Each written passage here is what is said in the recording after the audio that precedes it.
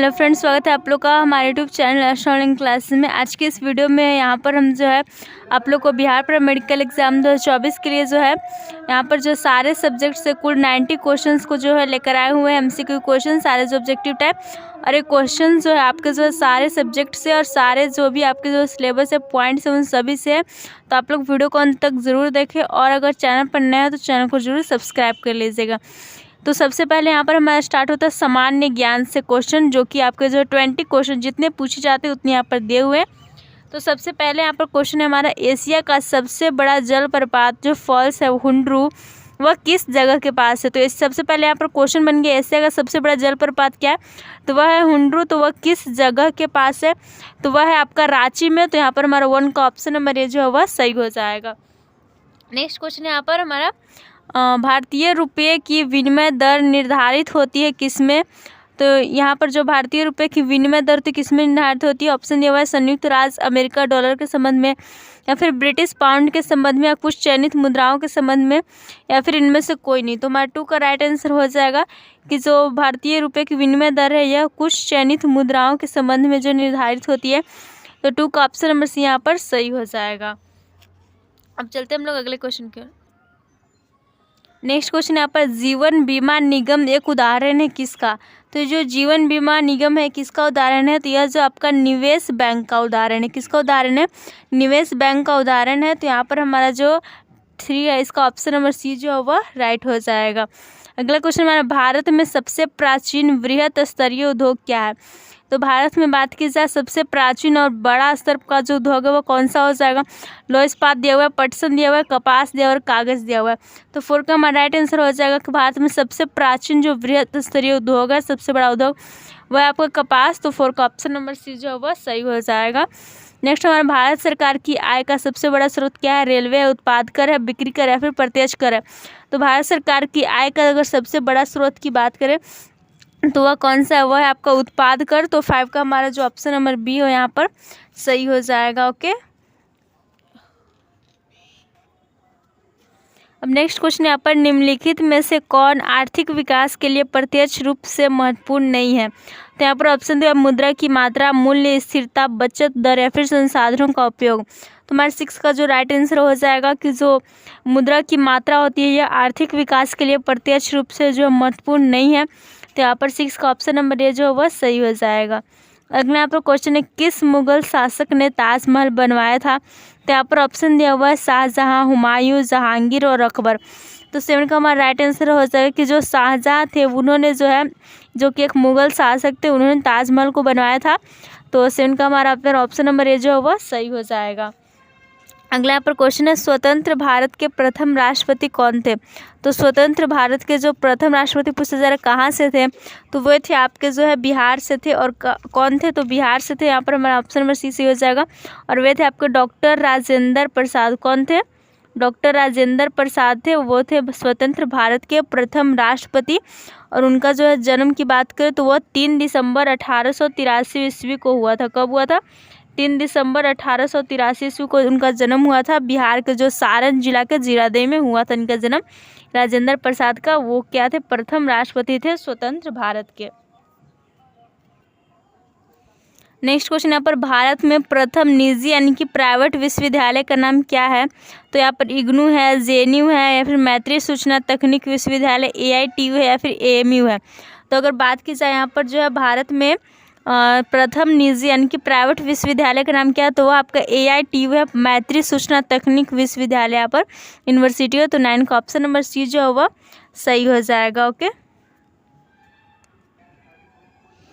Next question यहाँ पर, विश्व उपभोक्ता अधिकार दिवस कब मनाया जाता है। तो इसके हम लोग जो ऑप्शंस को देखते हैं तो देख सकते हैं यहाँ पर आपको ऑप्शन दिया 13 मार्च को, 14 मार्च को, 15 मार्च को, या फिर 16 मार्च को। जो विश्व उपभोक्ता अधिकार दिवस है वो कब मनाया जाता है, तो वह मनाया जाता है आपको जो है 15 मार्च को मनाया जाता है। विश्व उपभोक्ता अधिकार दिवस 15 मार्च को मनाया जाता है। तो इसका हमारा ऑप्शन नंबर सी जो है वह सही हो जाएगा। और अगर हम बात की जाए आप लोग को राष्ट्रीय उपभोक्ता अधिकार दिवस की है, तो विश्व उपभोक्ता अधिकार दिवस हो गया। राष्ट्रीय जो यहाँ पर जो उपभोक्ता अधिकार दिवस मनाया जाता है वह मनाया जाता है 24 दिसंबर को। ओके, और विश्व की बात की जाए, विश्व जो उपभोक्ता अधिकार दिवस तो वह 15 मार्च को यहाँ पर मनाया जाता है।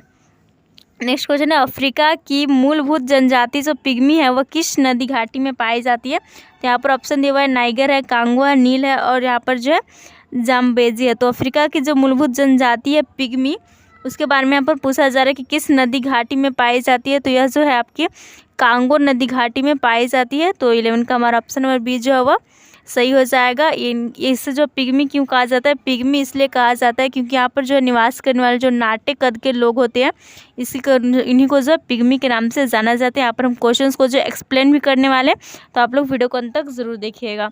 नेक्स्ट यहाँ पर अशोक के शासनकाल में बौद्ध सभा किस नगर में आयोजित की गई थी? तो अशोक के शासनकाल में जो है आप लोग की बौद्ध सभा आयोजित की गई थी, तो वह की गई थी पाटलिपुत्र नगर में। कहाँ की गई थी? पाटलिपुत्र नगर में की गई थी। इसकी अध्यक्षता की बात करें तो वह जो है मोगलीपुतसिस ने की थी, इस टाइप का उसका नाम था। नेक्स्ट क्वेश्चन यहाँ पर, सुंग वंश के बाद किस वंश ने भारत पर राज किया था? तो सुंग वंश के बाद जो है कोई वंश जिसने भारत पर राज किया था तो वह किया था कण्व वंश ने। और बात की जाए कण्व वंश की स्थापना की, तो इसकी स्थापना जो है वासुदेव ने की थी। किसने की थी? वासुदेव ने की थी। तो यहाँ पर हमारा जो 13 का ऑप्शन नंबर सी सही हो जाएगा। नेक्स्ट यहाँ पर, कुमार संभव महाकाव्य किस कवि ने लिखा था? तो जो कुमार संभव महाकाव्य है यह किसने लिखा था? तो यह लिखा था कालिदास ने। ओके, किसने लिखा था? कालिदास ने लिखा था। और कालिदास को जो है क्या कहा जाता है? इसने जो है भारत का शेक्सपियर भी कहा जाता है, ये आप लोग को मालूम होना चाहिए। कालिदास को क्या कहा जाता है? भारत का शेक्सपियर कहा जाता है। और जो कुमार संभव महाकाव्य है ये खुद जो है यहाँ पर जो है किसने लिखा है? कालिदास ने लिखा है। ओके, अब अगला क्वेश्चन यहाँ पर हमारा, विश्व का कौन सा देश मुलायम लकड़ी और लकड़ी की लुगदी का सबसे बड़ा उत्पादक और निर्यातक है?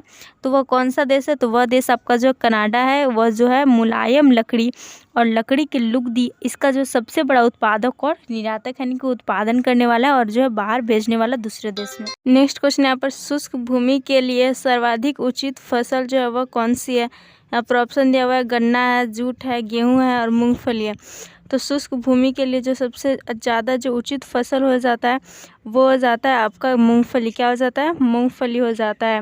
और यह एक जो आपका उष्णकटिबंधीय पौधा है।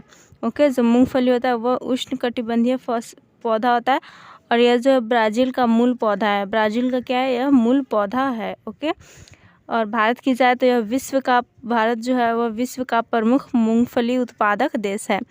नेक्स्ट यहाँ पर, निम्नलिखित में से किस सुल्तान के दरबार में सबसे अधिक गुलाम थे? यहाँ पर ऑप्शन दिया है, बलबन, अलाउद्दीन खिलजी, मोहम्मद बिन तुगलक या फिर फिरोज तुगलक। तो 17 का हमारा राइट आंसर हो जाएगा कि फिरोज तुगलक जो सुल्तान थे इसके दरबार में जो सबसे अधिक गुलाम थे। तो यहाँ पर हमारा जो 17 का ऑप्शन नंबर डी जो है वह सही हो जाएगा। यहाँ पर बात करें कितने गुलाम थे, तो उनके जो है जो यहाँ पर सुल्तान के दरबार थे फिरोज तुगलक के, इनके जो 1,80,000 जो है गुलाम थे इसके दरबार में। ओके,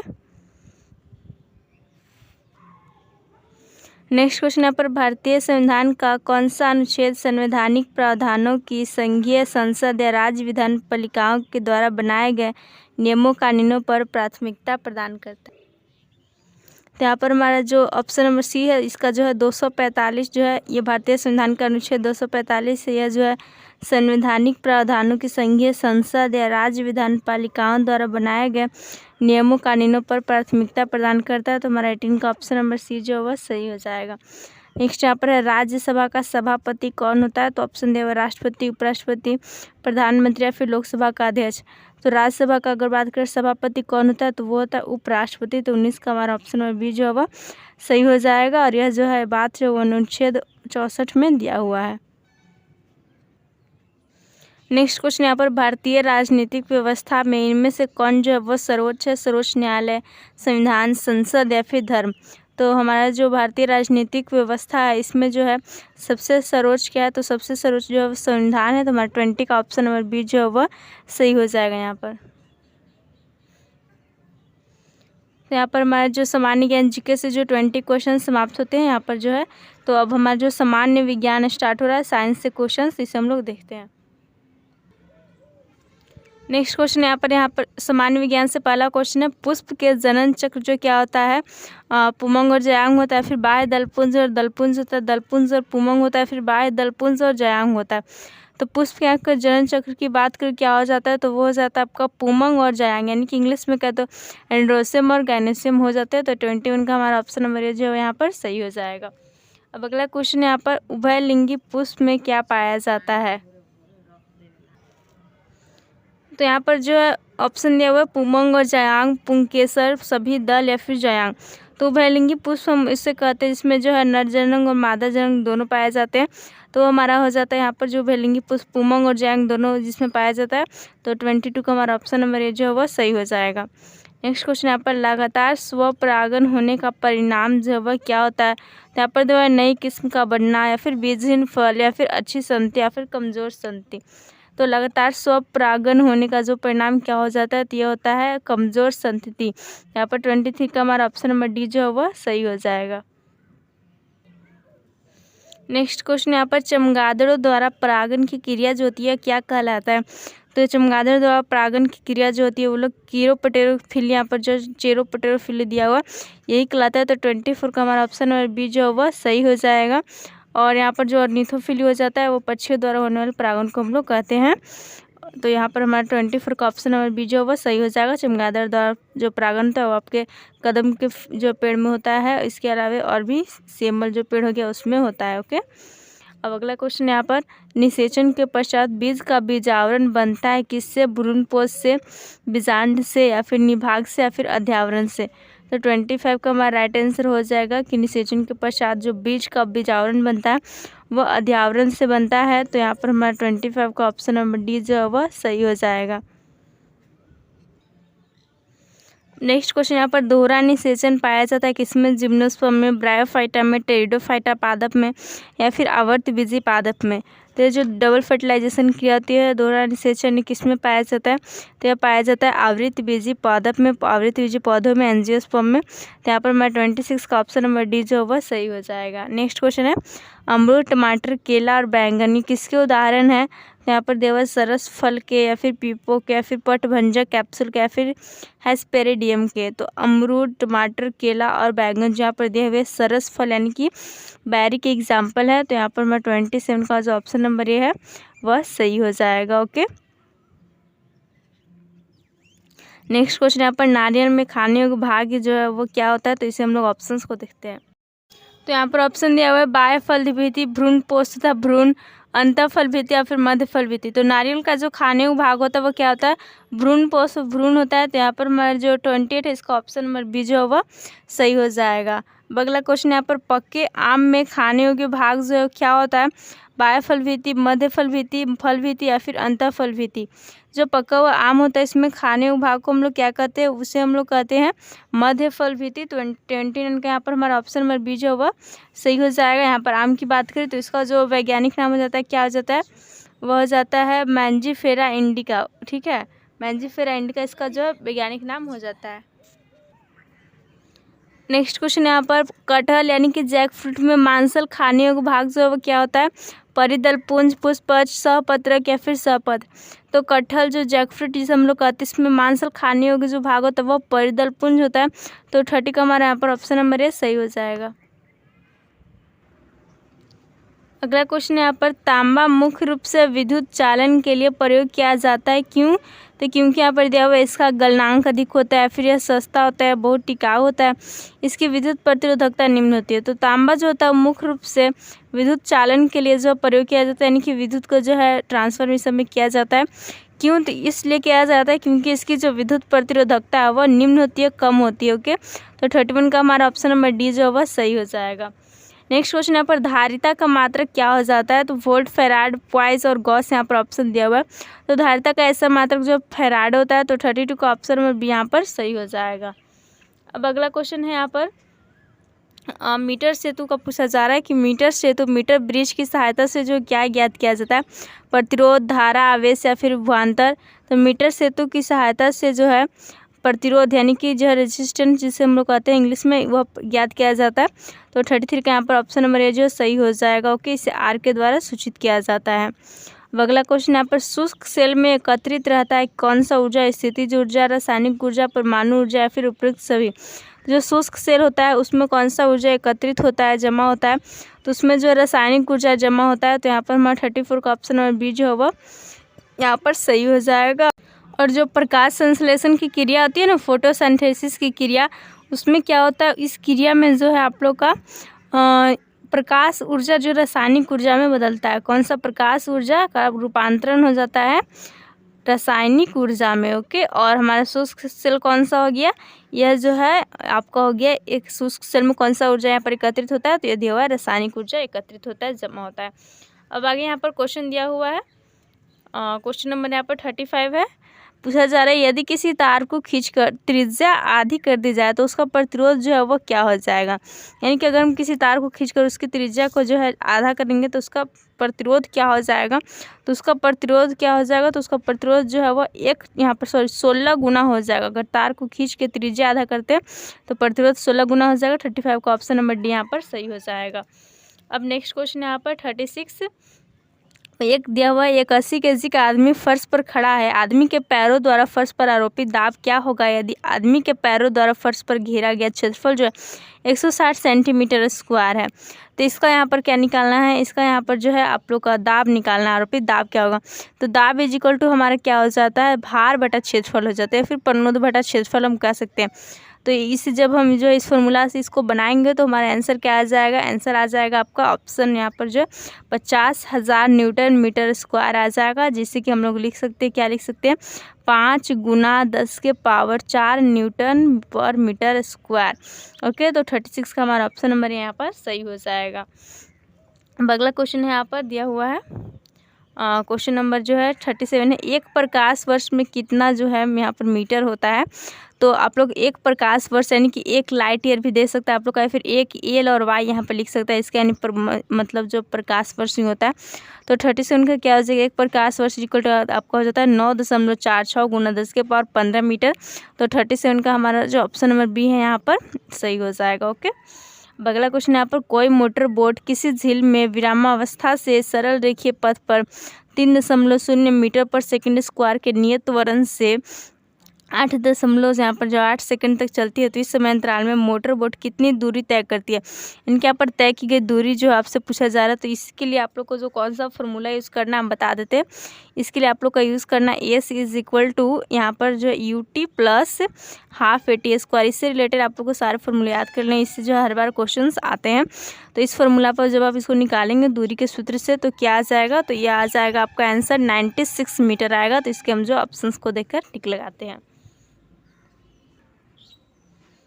तो यहाँ पर हमारा जो इसका ऑप्शन नंबर बी है वह सही हो जाएगा। अगर आप लोगों को कोई क्वेश्चन में डाउट आता है तो आप लोग जरूर कमेंट करके पूछ सकते हैं। तो नेक्स्ट यहाँ पर है पीले प्रकाश का तरंगदैर्घ्य 600 नैनोमीटर है। तो इसे माइक्रोमीटर में कैसे व्यक्त करेंगे। तो 1 नैनोमीटर इज इक्वल टू आपका क्या हो जाता है 10 के पावर -9 मीटर। ओके, और 600 नैनोमीटर क्या हो जाएगा, तो 600 गुना हो जाएगा यहाँ पर 10 के पावर -9 मीटर। तो इसे हम लोग लिख सकते हैं 6 गुना 10 के पावर -7 मीटर। ओके, अब नेक्स्ट यहाँ पर हम क्या करने वाले हैं, इसको माइक्रोमीटर में व्यक्त करना है। तो बट्टा में यहाँ पर माइक्रो क्या इज इक्वल टू आपका हो जाता है 10 के पावर -6। तो भागा यहाँ पर हम करेंगे 10 के पावर -6 से, और हमारा क्या हो जाएगा माइक्रोमीटर में हो गया, गुना और भागा होता है ना, तो गुना को हम लोग लिख सकते हैं माइक्रोमीटर, 1 माइक्रोमीटर। तो यहाँ पर क्या हो जाएगा, तो यहाँ पर हम लिख सकते हैं कि 10 के पावर -6 जो मीटर है इज इक्वल टू हमारा क्या 1 माइक्रोमीटर है। ये हम लोग सभी जानते हैं। तो 6 गुना यहाँ पर जो है क्या हो जाएगा 10 के पावर -7 ऊपर में, नीचे में 10 के पावर -6। तो 6 गुना 10 के पावर -1 माइक्रोमीटर इसका आंसर आ जाएगा। तो 39 का ऑप्शन नंबर सी जो होगा सही हो जाएगा। अब अगला क्वेश्चन यहाँ पर 40 नंबर क्वेश्चन, कोई वस्तु विराम की स्थिति से 0.5 मीटर पर सेकंड स्क्वायर के त्वरण के साथ चलती है और 250 मीटर चलने के बाद इसका वेग क्या होगा। इस दूरी को तय करने में इसे कितना समय लगा। तो यहाँ पर हमारा जो है निकालना है, समय लिया गया जो है समय कितना हो गया यहाँ पर। तो सबसे पहले आप लोग को जो है v square is equal to u plus 2as ये जो फार्मूला होता है इसमें जो है आपको भी का मान निकालना है। भी का मान निकलेगा कितना आएगा 15.8 मीटर पर सेकेंड।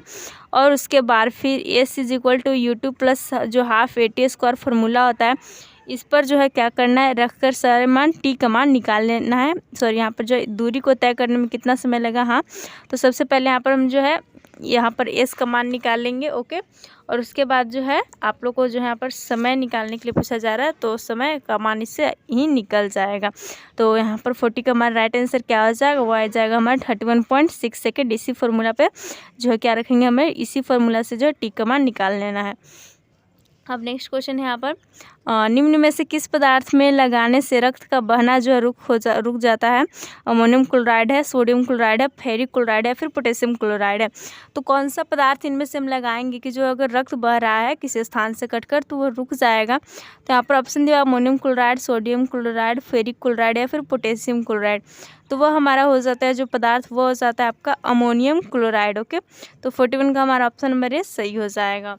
नेक्स्ट क्वेश्चन है यहाँ पर, कार्बन परमाणु की संयोजकता कितनी होती है। तो आपको मालूम होनी चाहिए कि जो कार्बन परमाणु होता है इसकी संयोजकता जो है वो क्या होती है, 4 होती है, ठीक है। तो यहाँ पर हमारा 42 का ऑप्शन नंबर डी सही हो जाएगा।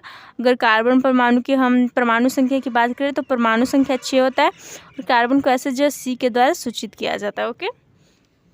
अब अगला यहाँ पर क्वेश्चन है, पूछा जाए चांदी का अयस्क जो है वो क्या है। तो बॉक्साइट क्या हो जाता है, बॉक्साइट का हम लोग सभी सूत्र जानते हैं, Al2O3 इंटू 2H2O होता है। Al2O3 इंटू 2H2O होता है।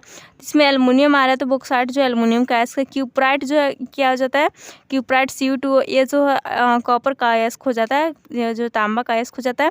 और हेमेटाइट की बात करें तो हेमेटाइट क्या हो जाता है आपका Fe2O3 हो जाता है। तो ये जो है आयरन का यानी कि लोहा का अयस्क हो जाता है। तो यहाँ पर जो अर्जेंटाइट बच गया आपका अर्जेंटाइट, और तो ये क्या हो गया, चांदी का आपका अयस्क हो जाता है। चांदी को क्या करते हैं हम लोग Ag के द्वारा सूचित भी करते हैं, तो अर्जेंटाइट इसी टाइप का है। तो ऑप्शन नंबर सी जो 43 का सही हो जाएगा, ओके। और सोना को हम लोग किसे सूचित करते हैं, Au से गोल्ड को सूचित करते हैं। अब नेक्स्ट क्वेश्चन है यहाँ पर, जर्मन सिल्वर जो है किसका मिश्रण होता है। तो जर्मन सिल्वर में किस किस का मिश्रण होता है। तो जर्मन सिल्वर जो होता है उसमें आपका तांबा यानी कि कॉपर Cu, प्लस में होता है जस्ता यानी कि Zn, और प्लस में आपका हो जाता है निकल, ओके। तो तांबा, जस्ता और निकल का जो जर्मन सिल्वर है यह मिश्रण होता है। तो 44 का यहाँ पर हमारा ऑप्शन नंबर ए सही हो जाएगा। नेक्स्ट क्वेश्चन है यहाँ पर, सोडियम थायोसल्फेट, इसे हाइपो कहते हैं, इसका प्रयोग फोटोग्राफी में किया जाता है, किस लिए किया जाता है। तो यहाँ पर जो देख सकते हैं आप सभी ऑप्शन दिया हुआ है, चित्र को काला करने में या फिर चित्र को सफ़ेद करने में, या सिल्वर ब्रोमाइड को घोलकर पृथक करने में, या फिर यहाँ पर जो है सभी सत्य है। तो जो सोडियम थायोसल्फेट होता है हाइपो, इसका प्रयोग फोटोग्राफी में किया जाता है। क्यों किया जाता है, यह जो है सिल्वर ब्रोमाइड को घोलकर पृथक करने में, अलग करने में जो है यूज़ किया जाता है। तो 45 को हमारे यहाँ पर ऑप्शन नंबर सी सही हो जाएगा। तो यहाँ पर हमने जो है साइंस से अपने सारे क्वेश्चंस कर लिए और जीके से भी कर लिए। तो यहाँ पर अब हम क्या करेंगे, अब जो है हम गणित से यानी कि मैथ से क्वेश्चंस को करते हैं। तो यहाँ पर अब हमारे जो मैथ से क्वेश्चन स्टार्ट होते हैं और इतने क्वेश्चन दिए रहेंगे जितके आपके एग्जाम में पूछे जाते हैं। तो यहाँ पर सबसे पहला क्वेश्चन है, एक बैग में 5:3:2 के अनुपात में 1 रुपया 50 पैसे और 10 पैसे के रूप में 20.1 रुपया है और बैग में 50 पैसे के कितने सिक्के हैं, यह आपको निकालना है। तो हम जो है यहाँ पर कैसे इसको निकालेंगे, तो इसको निकालने के लिए हम यहाँ पर लिखने वाले 5 अनुपात को लिखेंगे 5x गुना 1 रुपीज़, प्लस में यहाँ पर हम करेंगे 3x गुना में लिखेंगे 50/100, यहाँ पर है 5x का 1 रुपया, 3 का 50 पैसे, तो 50/100 हमने लिखा। और यहाँ पर प्लस में हम क्या करेंगे 2x गुना 10/100, ओके, इज इक्वल टू हमारा क्या है 20.1 रुपया, है ना। तो अब क्या होगा, अब जो है इस सब को जो हम सोल्यूशन करेंगे, कैलकुलेशन करेंगे, तो हमारा 6.7x हो जाएगा इज इक्वल टू 20.1 हो जाएगा। तो x इज इक्वल टू क्या आ जाएगा, इसके बटा में जाएगा 6.7 और 1 कट कर आएगा 3, तो हमारा जो राइट आंसर हो जाएगा 50 पैसे के सिक्कों की संख्या कितनी हो जाएगी, तो वो हो जाएगा हमारा 3 × 3 यानी कि 9। तो 46 का हमारा ऑप्शन में भी यहाँ पर सही हो जाएगा। अब अगला क्वेश्चन है यहाँ पर, रमन एक मशीन को 39 लाख रुपए में घाटे में बेचता है। यदि उसने उसे 49 लाख रुपए में बेचा होता तो उसका लाभ उसके घाटे का 3 गुना होता, तो मशीन का क्रयमूल्य क्या हो जाएगा। तो आपके हर साल क्वेश्चन जो है क्रयमूल्य विक्रयमूल्य से आते हैं, तो आप लोग को जो है इसको फॉर्मूले को याद कर लेना कैसे निकालना है। तो इसके जो हम ऑप्शंस को अब देखते हैं।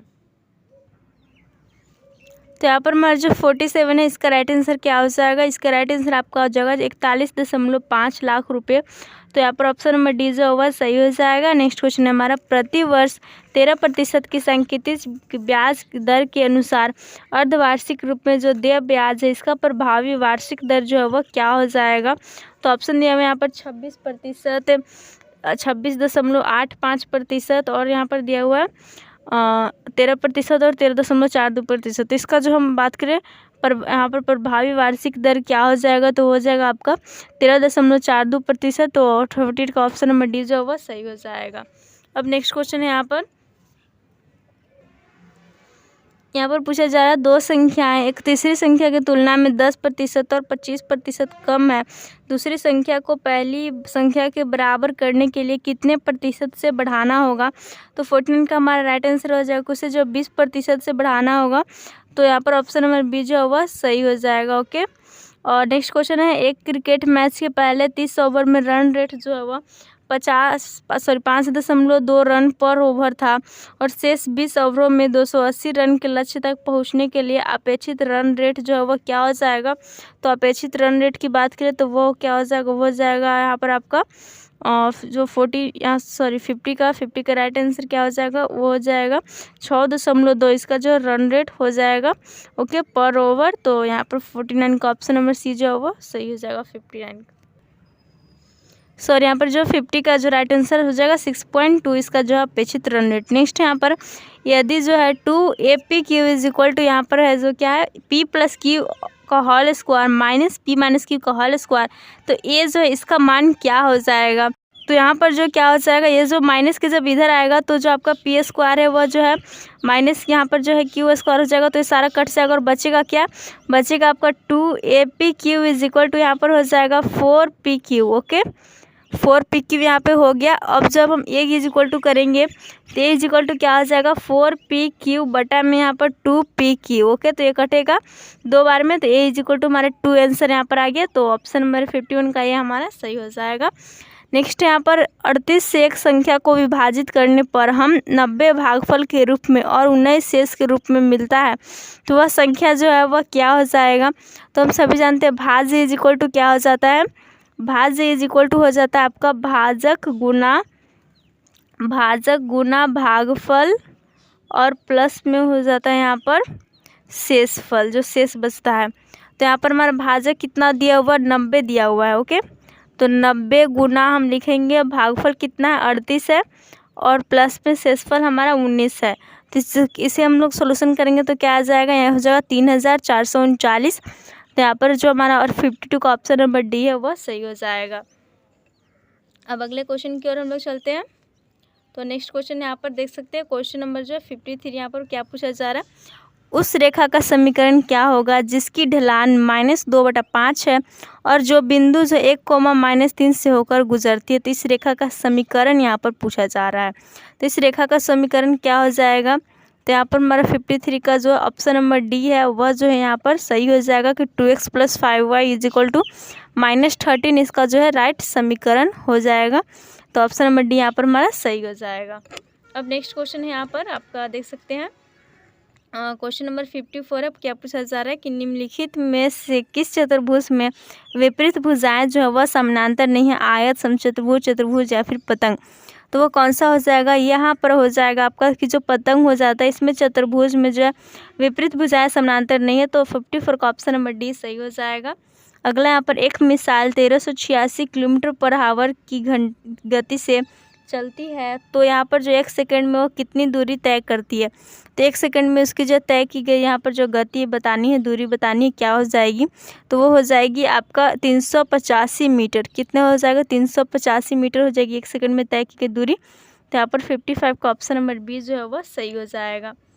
अब अगला क्वेश्चन यहाँ पर दिया हुआ है, देख सकते हैं, पूछा जा रहा है कि एक आइटम पर 40% छूट की पेशकश की गई है, एक प्रोमो कोड लागू करके ग्राहक 10% नकद वापस जीता है, तो उसको मिली जो प्रभावी छूट है वह क्या हो जाएगी। तो प्रभावी छूट के लिए हम लोग क्या करेंगे, यहाँ पर जो 40 + 10 - 40 गुना जो है 10 बटा में यहाँ पर जो है 100 करेंगे। ओके, तो ये क्या हो जाएगा, यहाँ पर ये हो जाएगा 50 - 4। 50 माइनस क्या हो जाएगा, 4 हो जाएगा, कट जाएगा ऊपर से 40 से 50, तो 50 माइनस 4 हमारा क्या आ जाएगा 46%। इसका जो है वो आपका 46% इसका राइट आंसर हो जाएगा। इसके हम लोग ऑप्शंस को देखते हैं। तो यहाँ पर जो हमारा ऑप्शन नंबर बी जो है इसका यहाँ पर सही हो जाएगा। ओके, अब अगला क्वेश्चन है, प्रमोद ने 9 दिन में एक काम का 1/4 भाग पूरा कर लिया है और सरोज बचा हुआ काम जो 27 दिन में पूरा करता है, और दोनों मिलकर यह काम कितने दिन में पूरा कर सकते हैं। तो बात कर दोनों मिलकर काम को कितने दिनों में पूरा करेंगे, तो वो पूरा करेंगे 18 दिनों में। तो 57 का यहाँ पर हमारा ऑप्शन नंबर बी जो है वह सही हो जाएगा। अब अगला क्वेश्चन है यहाँ पर, यदि यहाँ पर पूछा जा रहा है सेके माइनस कॉस से इंटू जो है सेके प्लस कॉस से इज इक्वल टू एक्स है, तो एक्स का मान जो है वह क्या हो जाएगा। तो यहाँ पर जो हमारा X is equal to X है, तो एक्स इज इक्वल टू हम लोग क्या लिख सकते हैं, यहाँ पर जो ये जो है ए प्लस बी इंटू ए माइनस बी के रूप में है, तो ए प्लस बी इंटू ए माइनस बी क्या हो जाता है, ए स्क्वायर माइनस बी स्क्वायर। इसे हम लोग लिख सकते हैं ए स्क्वायर यानी कि जो है sec square A minus cos square A. Okay, तो sec square is equal to आपका क्या हमारा क्या हो जाता है, वो हो जाता है 1 + tan स्क्वायर ए। ओके, और यहाँ पर माइनस में हम लिखेंगे कॉस स्क्वायर ए जो कि पहले से ही था, और एक्स इज इक्वल टू अब हम लिख सकते हैं tan स्क्वायर ए को इधर करेंगे, और 1 यहाँ पर क्या लिख सकते हैं इसको प्लस में 1 माइनस कॉस स्क्वायर ए, और 1 माइनस कॉस स्क्वायर ए क्या हो जाता है, यह हो जाता है आपका tan स्क्वायर ए हो जाएगा, प्लस में 1 माइनस कॉस स्क्वायर ए हो जाएगा साइन स्क्वायर ए। ओके, तो यहाँ पर जो है एक्स इज इक्वल टू इतना आ जाएगा tan स्क्वायर ए प्लस साइन स्क्वायर ए। तो यहाँ पर देखिए कौन सा ऑप्शन में है, tan स्क्वायर ए प्लस साइन स्क्वायर ए। यहाँ पर जो 58 का ऑप्शन नंबर बी जो है वह सही हो जाएगा। अब अगला क्वेश्चन है यहाँ पर क्वेश्चन नंबर 59 है, x का मान क्या होगा जिससे समीकरण 8x + 12 और 14x - 6 जो है वह बराबर हो जाए। तो इसमें x का मान वह क्या हो जाएगा, यहाँ पर बोला जा रहा है कि 8x + 12 और 14x - 6 जो यह बराबर हो जाए। तो हम क्या करेंगे, दोनों को जो है बराबर करते हैं। तो यहाँ पर हम क्या लिखेंगे 8x + 12 जो है 8x + 12 is equal to 14x - 6। तो यह जो है 8x 12 जो है इधर माइनस में 6 तो इधर आएगा तो प्लस में हो जाएगा, तो 12 6 क्या हो जाएगा 18 हो जाएगा, और इधर 14x में से 8x को हम घटाएंगे तो 14x में से 8x जाएगा तो कितना हो जाएगा आपका, हो जाएगा 6x हो जाएगा। ओके, तो x इज इक्वल टू हमारा क्या आ जाएगा 6 × 18 कट जाएगा तो 3 हमारा आ जाएगा। तो 59 का ऑप्शन में भी सही हो जाएगा। यहाँ पर नेक्स्ट है यहाँ पर 60 नंबर क्वेश्चन, त्रिभुज ABC त्रिभुज PQR के समरूप है और AB की लंबाई जो है 16 सेंटीमीटर और संगत भुजा PQ की लंबाई जो है वह 9 सेंटीमीटर है। अगर त्रिभुज ABC का क्षेत्रफल जो है 224 वर्ग सेंटीमीटर है, तो त्रिभुज PQR का क्षेत्रफल जो है वह क्या हो जाएगा। तो त्रिभुज ABC और त्रिभुज PQR क्या है, समरूप है। इसका यहाँ पर जो है त्रिभुज PQR का क्षेत्रफल क्या हो जाएगा, यदि ABC का क्षेत्रफल जो 224 वर्ग मीटर है, तो इसका यहाँ पर राइट आंसर हो जाएगा 324 वर्ग सेंटीमीटर स्क्वायर। तो 60 का यहाँ पर ऑप्शन नंबर सी जो हमारे यहाँ पर सही हो जाएगा। यहाँ पर हमारा जो मैथ का भी क्वेश्चन सारा कंप्लीट हो गया। अब हम जो इंग्लिश सबका स्टार्ट करते हैं, इसके बाद हिंदी होगा, और हमारा जो 90 ये क्वेश्चंस का सेशन है यहाँ पर समाप्त हो जाएगा। तो आप लोग जो है वीडियो को अंत तक ज़रूर देखिए। अब हम लोग जो इंग्लिश का स्टार्ट करते हैं हर क्वेश्चन को। तो यहाँ पर हमारा जो इंग्लिश में सबसे पहले हमारा देख सकते हैं पैसेज दिया हुआ है सवेरे के जो सेट की तरह। तो यहाँ पर बताया जा रहा है कि क्वेश्चन नंबर 61 से 65 तक आपका जो पैसेज दिया हुआ है, मतलब पैसेज से जो क्वेश्चंस को दिए हुए हैं। तो यहाँ पर जो आप लोग एग्जाम में क्या करना है, पैसेज को सबसे पहले जो आसानी से पढ़ लेना। देख सकते हैं आपका जो पैसेज हो गया, इसमें हम जो पैसेज के भी क्वेश्चन को कर लेते हैं। ये आपका जो पैसेज हो गया इधर, और यहाँ पर जो दिया हुआ है, और इसके बाद जो इससे आपके क्वेश्चंस किए जाते हैं। तो पैसेज को आपको जो है सबसे पहले अच्छी तरह से पढ़ लेना है।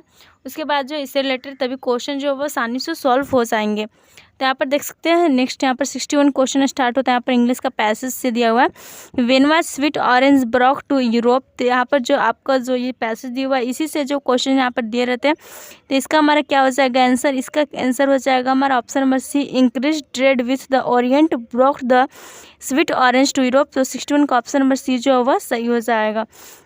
अब नेक्स्ट क्वेश्चन यहाँ पर 62 क्वेश्चन है, which country leads in the production of orange. Spain है, द यूनाइटेड स्टेट है, फ्लोरिडा, सिसिली है। तो ये जो आपका पैसेज से दिया हुआ है, तो इसका आंसर जो द यूनाइटेड स्टेट्स हो जाएगा यहाँ पर ऑप्शन नंबर बी।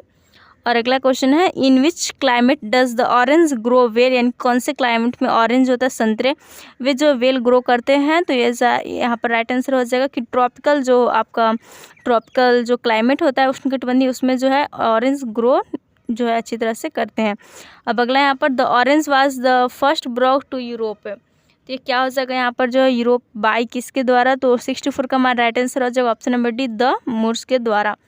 अब अगला क्वेश्चन है यहाँ पर 65 और यहाँ पर पूछा जा रहा है state which of the following statement is true. तो इसमें से आपको पैसेज में से ढूंढना है। तो यहाँ पर आंसर हम बता दें आप लोग का हो जाएगा the Moors planted many trees including orange in Europe. तो 65 का ऑप्शन नंबर यहाँ पर सही हो जाएगा। ओके, अब नेक्स्ट यहाँ पर देख सकते हैं डायरेक्शन आपको बताया जा रहा है कि 66 से 70 तक यहाँ पर जो आपके पैसेज से क्वेश्चंस दिए हुए हैं। एक और यहाँ पर पैसेज दिया हुआ है, तो पैसेज को आप लोग को पहले देख लीजिए। ये आपका जो पैसेज हो गया और इसी से जो रिलेटेड आपके जो यहाँ पर क्वेश्चंस किए गए हैं जिससे कि आप लोग को बनाने हैं। ओके, तो सबसे पहले यहाँ पर जो है पैसेज को आप लोग को ध्यान से पढ़ लेना। उसके बाद यहाँ पर लिखा हुआ है कि 66 से जो है 70 तक आपके पैसेज से क्वेश्चंस को दिए हुए हैं।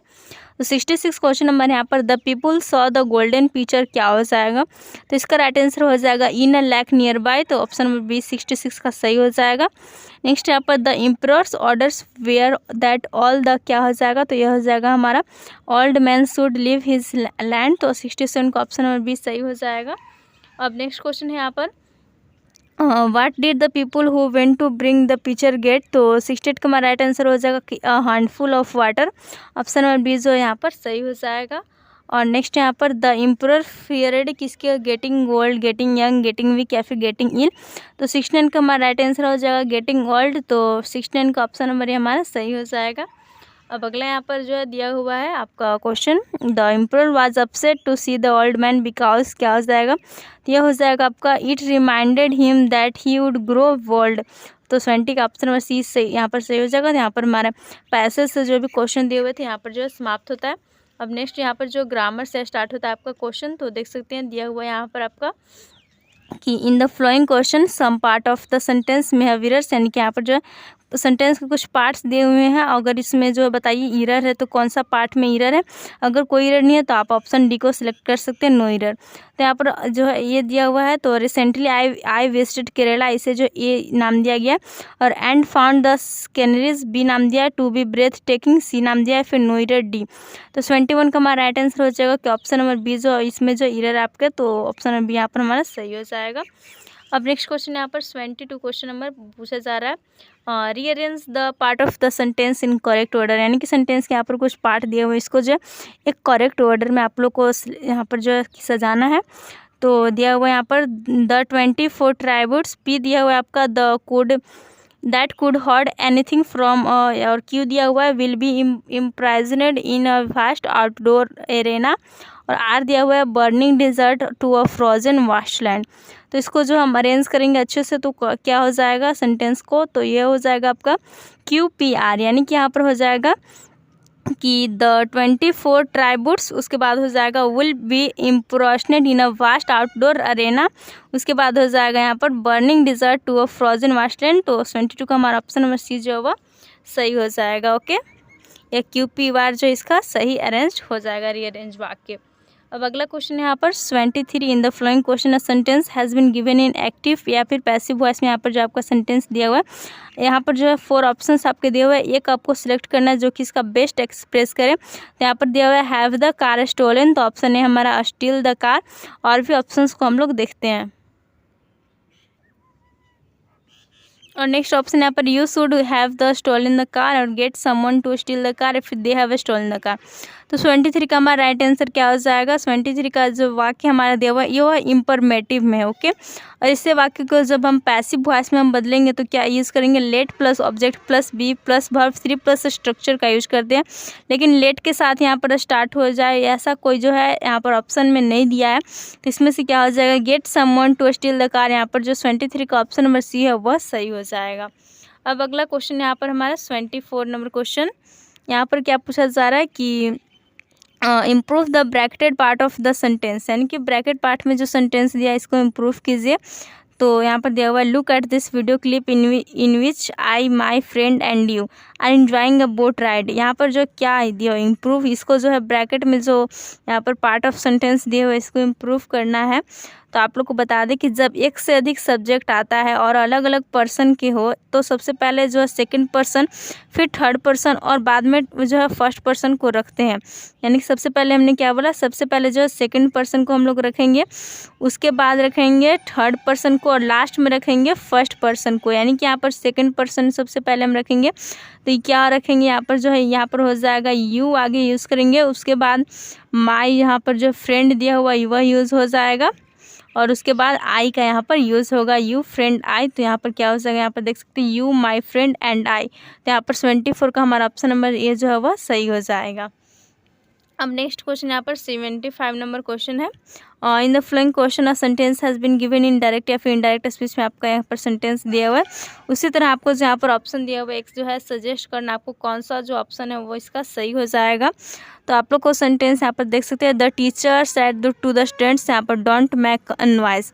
तो इसके अंदर यहाँ पर ये कौन सा, ये जो है आपका इम्परमेटिव सेंटेंस है। ओके, इम्परमेटिव सेंटेंस है और इसको जो अब जब हम इनडायरेक्ट स्पीच में बदलेंगे तो हमारा सैड क्या हो जाएगा, सैड हमारा जो है बदल जाएगा यहाँ पर जो है किसमें, वार्नेड में बदल जाएगा। ओके, वार्नेड एक तरह से वार्निंग दिया जा रहा है और यह जो है आपका जो ये दिया हुआ डैश डैश इसको हम लोग हटा देते हैं, हट जाएगा और वर्ब के आगे हम जो टू लगा के डू को हटा देंगे। जैसे कि यहाँ पर क्या हो जाएगा, वो हो जाएगा आपका द टीचर वार्नड, क्या हो जाएगा, the teacher warned the students not to make a noise. तो यहाँ पर 25 का ऑप्शन नंबर सी हमारा सही हो जाएगा। तो यहाँ पर हमने जो इंग्लिश से भी अपने सारे क्वेश्चंस को कर लिए, अब हमारे यहाँ पर जो है हिंदी जो है स्टार्ट होता है। हिंदी से क्वेश्चंस को अब हम लोग कर लेते हैं और वीडियो हमारा फिर समाप्त हो जाएगा। तो हिंदी में यहाँ पर स्टार्ट होता है। तो 76 दिया हुआ है आपका, किसी शब्द का अर्थ अन्य तीनों से जो है भिन्न है, बैरागी है, सेवक है, परिवारजक है और त्यागी है। तो 26 का हमारा राइट आंसर क्या हो जाएगा, तो पूछा जा रहा है किस शब्द का जो यहाँ पर अर्थ है वह जो है तीनों से अलग है, यानी कि वह एक शब्द को आपको चूज करना है। तो बैरागी हो जाता है यानी किसी से मतलब नहीं है, परिवारजक सबसे अलग जो त्यागी सब कुछ का त्याग कर दिया, और सेवक क्या होता है कि सेवा करने वाला। तो 26 का यहाँ पर जो सबसे अलग जो है अर्थ भिन्न है तीनों से वह सेवक हो जाएगा। तो 26 का ऑप्शन नंबर बी हमारा सही हो जाएगा। अब अगला क्वेश्चन यहाँ पर किस शब्द का अर्थ अन्य तीन शब्दों से भिन्न है, वहाँ भी यहाँ पर जो ऐसे क्वेश्चन किया गया है तो वह कौन सा हो जाएगा, यहाँ पर मालिक है, भृत्य है, परिचारक है, चेला है। तो यहाँ पर जो क्या हो जाएगा, चेला एक तरह से चेला यहाँ पर दिया हुआ है, परिचारक है और यहाँ पर भृत्य है। तो ये सारे जो सेवा करने होता है, मालिक जो वो हेड होता है। तो 27 का हमारा ऑप्शन नंबर ये जो यहाँ पर सही हो जाएगा। ओके, अब अगला क्वेश्चन है यहाँ पर हमारा 28 नंबर क्वेश्चन। यहाँ पर क्या पूछा जा रहा है, पूछा जा रहा है आपसे कि प्रतियोगी का विलोम शब्द क्या हो जाएगा, अनुयोगी होगा, सहयोगी हो गया, वियोगी हो गया या फिर योगी हो जाएगा। तो प्रतियोगी का अगर हम विलोम शब्द की बात करें तो वो हो जाएगा आपका सहयोगी। तो 28 का ऑप्शन नंबर बी सही हो जाएगा। और अगला क्वेश्चन यहाँ पर स्थूल का विलोम क्या होगा, तो स्थूल का विलोम शब्द हो जाएगा क्रिस। तो 29 का हमारा ऑप्शन नंबर बी यहाँ पर सही हो जाएगा। अब नेक्स्ट क्वेश्चन यहाँ पर पूछा जा रहा है महेंद्र जो है वह किस प्रकार की संधि का उदाहरण है।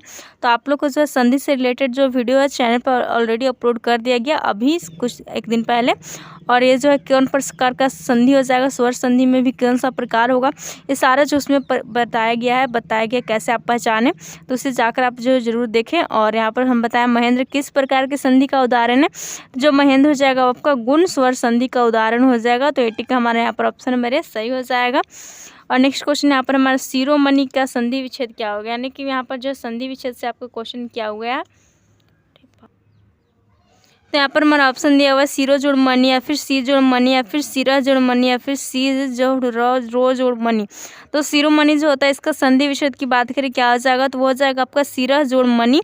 तो 81 का हमारा ऑप्शन नंबर सी सही हो जाएगा। अगर बात हम करेंगे कौन सा जो किस प्रकार का संधि है, तो यहाँ पर विसर्ग आया तो हमारा विसर्ग संधि हो जाता है। नेक्स्ट यहाँ पर पूछा जा रहा है संयोग का जो संधि विच्छेद है वह क्या हो जाएगा, तो इसको भी हम लोग जो है देखते हैं। तो आपको जो संयोग का संधि विच्छेद हो जाता है वह क्या हो जाता है, वो हो जाता है सम जोड़ योग, सम जोड़ योग हो जाता है। ओके, यहाँ पर जो म होता है वो क्या होता है, अनुस्वार में बदल जाता है। सब कुछ बताया हुआ, आप लोग जाकर वीडियो को जरूर देख लें, सब समझ में आ जाएगा। तो यहाँ पर हमारा जो ऑप्शन नंबर सी है वह सही हो जाएगा। नेक्स्ट है पीताम्बर शब्द का समास विग्रह क्या हो जाएगा, यानी कि अगर हम पीताम्बर शब्द का समास विग्रह करें तो वह क्या होगा, तो पीताम्बर हो जाता है आपका यहाँ पर कि पीला जो है अंबर है जिसका, या फिर पीत है वस्त्र जिसका, पीत है जिसका अंबर। तो ये जो सारे जो है इसके जो है रिलेटेड है, पीत है जिसका अंबर, या फिर पीत है वस्त्र जिसका अंबर को वस्त्र कहा जाता है, पीला अंबर है जिसका, जिसे भगवान विष्णु हम लोग कहते हैं। तो 83 का यहाँ पर हमारा ऑप्शन नंबर डी जो है वह सही हो जाएगा। और अगला क्वेश्चन है यहाँ पर निम्नलिखित में प्रत्यय रहित शब्द कौन सा है, यानी कि कौन सा इसमें जो शब्द दिया हुआ है जिसमें कि प्रत्यय नहीं है, प्रत्यय नहीं लगा। प्रत्यय कहाँ लगता है, वो शब्द के जो है पीछे लगता है। ओके, तो वो कौन सा हो जाएगा, यहाँ पर कवित्व है, लघुत्व है, बिकाऊ है और कुख्यात है। तो हमारा राइट आंसर जो कुख्यात यहाँ पर दिया हुआ, इसमें त्व प्रत्यय, इसमें भी त्व प्रत्यय, इसमें बिकाऊ आउ प्रत्यय है। तो कुख्यात जो इसमें प्रत्यय रहित शब्द है, तो 84 का ऑप्शन नंबर डी जो है वह सही हो जाएगा। अब अगला क्वेश्चन है यहाँ पर हमारा क्वेश्चन नंबर 85 है। झंडा का पर्यायवाची शब्द क्या हो जाता है, केतन होता है, प्रतीक होता है, चेतन होता है, फिर डंडा होता है। तो झंडा के अगर हम पर्यायवाची शब्द की बात करें तो वो हो जाता है आपका केतन। तो 85 का ऑप्शन नंबर ये हमारा सही हो जाएगा। और अगला क्वेश्चन यहाँ पर अनुशीलन का पर्यायवाची शब्द क्या हो जाएगा, तो यहाँ पर ऑप्शन दिया प्रेषण, चिंतन, अध्ययन या फिर मनन। तो अनुशीलन का पर्यायवाची शब्द की बात करें तो वो हो जाएगा आपका अध्ययन। तो 86 का ऑप्शन नंबर सी जो होगा सही हो जाएगा। अब अगला क्वेश्चन है यहाँ पर हमारा पूछा जा रहा है, निम्नलिखित में से उपसर्ग रहित शब्द कौन सा है, यानी कि कौन सा शब्द है जिसमें कि उपसर्ग नहीं है। उपसर्ग क्या होता है, आपके किसी भी शब्द के जो आगे लगकर उस शब्द के अर्थ में परिवर्तन लाता है। तो यहाँ पर प्रधान दिया हुआ, प्रस्ताव दिया हुआ है, प्रचार दिया, रूपक दिया हुआ है। तो हमारा राइट आंसर क्या हो जाएगा, इन सब में जो आपका प्र उपसर्ग दिख रहा होगा, प्र जो कर आपका एक प्रकार का जो उपसर्ग होता है। तो उपसर्ग रहित शब्द कौन सा हो जाएगा, वो हो जाएगा आपका रूपक। तो 87 का ऑप्शन नंबर डी यहाँ पर सही हो जाएगा। और नेक्स्ट क्वेश्चन यहाँ पर क्वेश्चन नंबर 88 है। निम्नलिखित में से कौन सा शब्द जो अन्य शब्दों से भिन्नार्थक है, अलग है। तो यहाँ पर ऑप्शन दिया हुआ है दयालु, कृपालु, सदय और क्रूर। देख सकते हैं दयालु, कृपालु, सदय, इन सभी से जो है दया का भाव, कृपा का भाव, इन सब का जो है यहाँ पर भाव जो प्रकट हो रहा है। लेकिन क्रूर से जो क्रूरता का भाव जो प्रकट हो रहा है। तो 88 का हमारा ऑप्शन नंबर डी जो होगा सही हो जाएगा। ये जो शब्द है अन्य शब्दों से यहाँ पर अलग है। और नेक्स्ट क्वेश्चन यहाँ पर कमल नयन में कौन सा अलंकार है। तो अलंकार से भी आपके जो क्वेश्चन यहाँ पर आ रहे हैं, तो कमल नयन में कौन सा अलंकार हो जाएगा, तो कमल नयन यानी कि कमल के समान नयन, यानी यहाँ पर जो है ऐसा जो है भावना किया जा रहा है। तो हमारा जो रूपक अलंकार हो जाएगा। तो 89 का ऑप्शन नंबर डी जो होगा सॉरी यहाँ पर ऑप्शन नंबर ए जो सही हो जाएगा। अगर आपको अलंकार के वीडियोस चाहिए तो आप लोग कमेंट कर सकते हैं, आप लोग को जो ये अलंकार के भी सारे जो है वीडियोस यहाँ पर अपलोड कर दिए जाएंगे। और नेक्स्ट क्वेश्चन यहाँ पर निम्नलिखित में से दीर्घ संधि युक्त पद कौन सा है, यानी कि दीर्घ संधि वाला युक्त पद यहाँ पर पूछा जा रहा है कौन है। देवेंद्र है, सूर्योदय है, देवेत्री या फिर महर्षि है। तो हमारा राइट आंसर हो जाएगा कि यहाँ पर दैत्यारी जो दिया हुआ है यह दीर्घ संधि युक्त पद है। तो 90 का ऑप्शन नंबर सी सही हो जाएगा।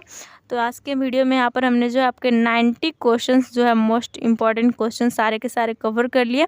इसी टाइप के जस्ट आपके क्वेश्चन जो एग्जाम में भी पूछे जाते हैं, इससे आप लोग को जो क्वेश्चंस कैसे आएंगे इसका भी आइडिया लगा सकते हैं। हमने जो क्वेश्चंस को एक्सप्लेन भी किया। तो आप लोग को वीडियो पसंद आए तो वीडियो को लाइक करें, दोस्तों के साथ शेयर करें और भी ऐसे वीडियोज़ के लिए चैनल को जरूर सब्सक्राइब कर लें। वीडियो को देखने के लिए धन्यवाद। और साथ ही आप लोग को जो है तैयारी को मुझे मजबूत बनाएगा। Thank you.